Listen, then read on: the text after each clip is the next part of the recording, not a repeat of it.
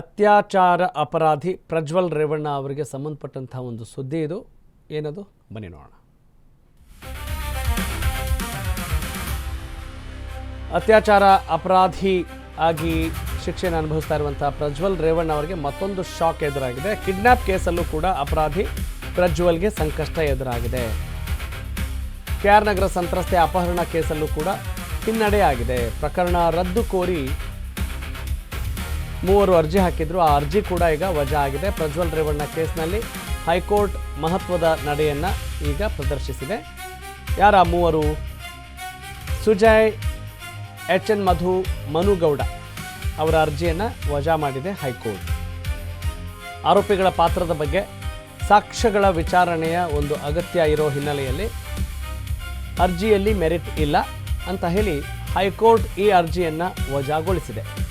ನ್ಯಾಯಮೂರ್ತಿ M Nagaprasanna ಅವರಿದ್ದಂಥ high court ಪೀಠ ಈ ಒಂದು ಆದೇಶವನ್ನು ಹೊರಡಿಸಿದೆ.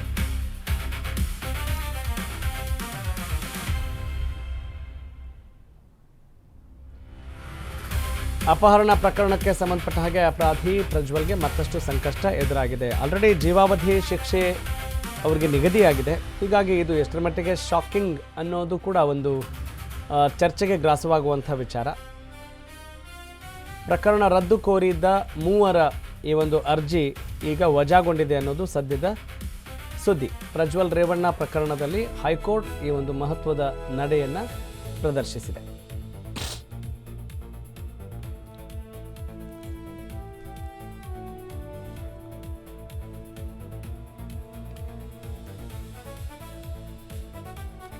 ನೋಡಿ, ಕೋರ್ಟು ಕಚೇರಿ ಅಂತ ಹೇಳಿದಾಗ ಯಾಕೆ ತಲೆನೋವು ಅಂತ ಹೇಳಿದರೆ ಹೀಗೆ.